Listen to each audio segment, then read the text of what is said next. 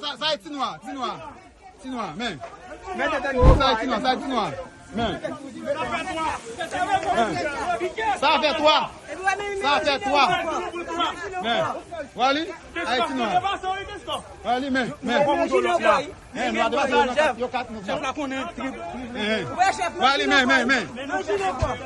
Well, gruesome and rather sad scenes were witnessed yesterday in a video that circulated online regarding the unaccounted Kenyan police officer that lost his life in the fight against gangs in the Artibonite region in Haiti.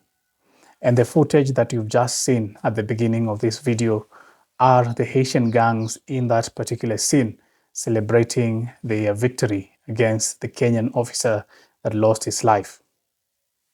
That is part of the story that I'm going to tell you in this video, as well as the talk that William Ruto had with Secretary Marco Rubio regarding the situation in Haiti after the death of this officer in the Artibonite region. Well, this is Bonafide. If you haven't subscribed, kindly subscribe and hit that notification button so that when I release something new on Haiti, you get notified as soon as possible. Well, the Haitian gangs have proved that they can go beyond just attacking the Kenyan contingent, beyond just making the Kenyan contingent's officers to lose their lives. They have gone beyond to even disrespect the deceased after they have done their atrocities. Well, that was seen in a video that circulated online regarding the unaccounted officer that lost his life in the Artibonite region. The Haitian gangs were seen celebrating and disrespecting the lifeless body of that officer. Well, that act that is shocking and is beyond humanity shows the kind of situation that is ongoing in Haiti and what innocent people in Haiti are going through in the hands of these gangs. And well, in another video that surfaced in relation to that particular attack, the vehicles that were involved in this ambush could be seen, and the Kenyan vehicle that also got stuck was in the vicinity. The Haitian gangs were happy that this happened. They even went on, as you can see on your screen right now, to ban the Haitian National Police armored vehicle that first got stuck. And then this other vehicle, the Kenyan vehicle, went in to rescue the Haitians, and they had set a trap for these trucks to get stuck in this mud.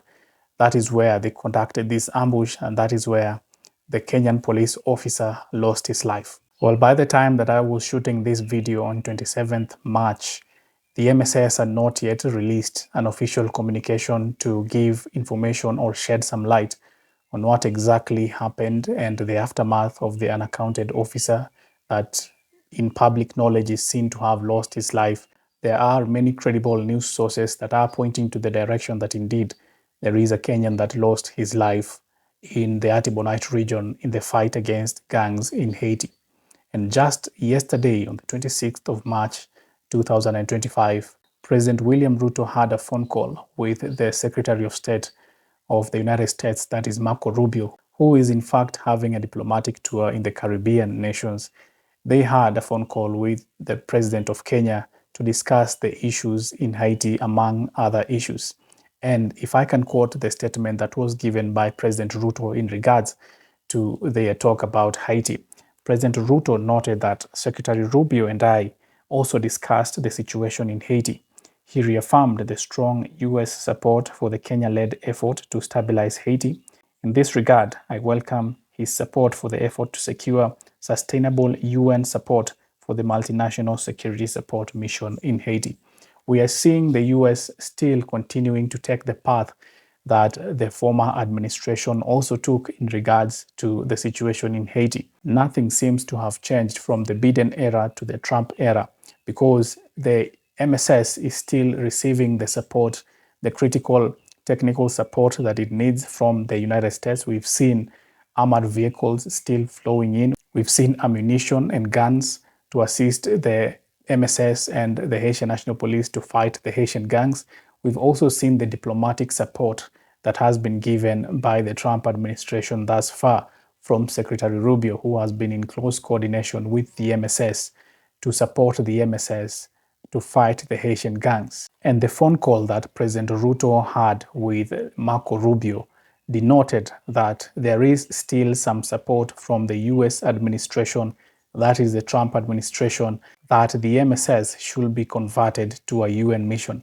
That is the last statement that I have just read from President William Ruto, denoting the conversation that they had with the US Secretary of State, thanking him for the support that he is giving in changing the MSS to be a UN mission. We know what the last UN mission had for Haiti, and it is not that popular in Haiti because of the cholera outbreak that came out of that UN mission, because of the violence that happened because of that UN mission. That is why Haitians do not like a UN mission, and that is the reason as to why the MSS was chosen to be the solution to the Haitian crisis. Well, as it is right now, things are mixed. The Kenyan forces are seemingly struggling to find a solution to fight the gangs in Haiti because none of the top gang leaders has been arrested so far, and this is leading to many questions of if at all this force is capable or still it needs some reinforcement. And of course, it is also important to note that the Haitian gangs are still getting their resources to fight in Haiti. That should be the first step in fighting the gangs in Haiti. Deny them the resources that they are using to fight the Haitian National Police, to hold their nationals hostage, to fight in different fronts in Port-au-Prince that, by the way, right now, many sources are saying that Port-au-Prince is at the brink of falling to the hands of the gangs entirely because of the onslaught that the gangs are making against the law enforcement. It seems as if the gangs are getting a lot of resources from wherever they are getting them from. We know that most of these gangs are coming from the United States. Even Secretary Rubio yesterday in his tour, in his diplomatic tour in the Caribbean, in Jamaica, noted that he understands that most of the guns that are being used by the gangs in Haiti are coming from the United States, and that he will do as much as possible to prevent the leakage of guns from the United States all the way to Haiti. That is the first front in fighting the gangs in Haiti. And it is that part that has not yet been fully committed because other countries have deployed in Haiti. Kenya has deployed more than 800 troops in Haiti. Other countries, Salvador and Guatemala, have already deployed in Haiti. They are fighting the gangs. But little has been done to stop the flow of guns from the United States into Haiti, as leaders of gangs in Haiti have been brandishing their guns. They have been brandishing their weapons from the United States, from other countries that are flowing inside Haiti. As late as a month ago, we saw a gang leader coming out with a lot of ammunition that has found its way into the Haitian gangs. There have been some ammunition that have been caught by the Dominican Republic, but that is just a small portion of the entire problem that is facing Haiti. Well, I will keep you updated of the response that the MSS will give now that it is alleged that an officer has lost his life in Haiti because of the Haitian gangs in the Artibonite and the kind of disrespect that the Haitian gangs are showing to the Kenyan police in Haiti.